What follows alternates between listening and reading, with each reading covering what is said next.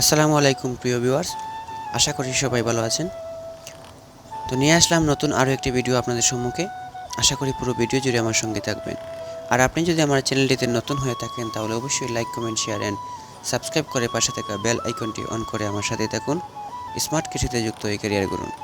তো চলুন প্রিয় ভিউয়ার্স, মূল আলোচনা। দেখতে পাচ্ছেন জমিতে যে গাছগুলো, এগুলো হচ্ছে আমার বাহুবলী টমেটো গাছ।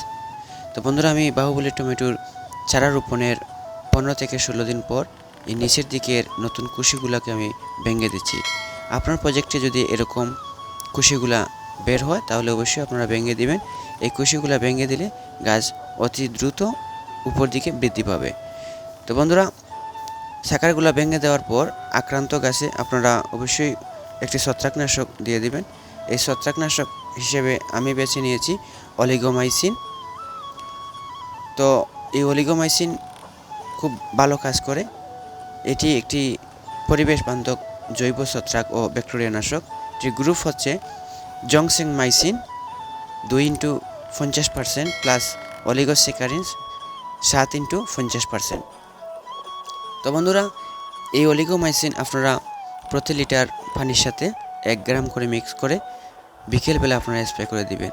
তো 16 লিটার পানির সাথে আপনারা 16 গ্রাম মিক্স করে বিকেলবেলা আপনারা স্প্রে করে দিতে পারেন আপনার গাছেতে। আপনার গাছে রোগবালাই এবং ছত্রাকের অ্যাটাক থেকে গাছ সুরক্ষিত থাকার জন্য এই ছত্রাকনাশকটি আপনারা স্প্রে করে দিবেন। তো এই শাখাগুলো ভেঙে দেওয়ার পর মুহূর্তে আপনারা এই ছত্রাকটি দিয়ে দিবেন। তো বন্ধুরা, ভালোভাবে মিক্স করে আপনারা একটি মেশিনের দ্বারা স্প্রে করে দিবেন বিকেলবেলা, যাতে গাছগুলো সুরক্ষিত থাকে। তো বন্ধুরা, পরবর্তী ভিডিও পেতে আমার চ্যানেলটি like, comment, share and subscribe করে পাশে থাকা বেল আইকনটি অন করে আমার সাথেই থাকুন। স্মার্ট কৃষিতে যুক্ত এই ক্যারিয়ার গড়ুন। ভালো থাকুন, সুস্থ থাকুন। পরবর্তী ভিডিওতে কথা হবে। আল্লাহ হাফেজ।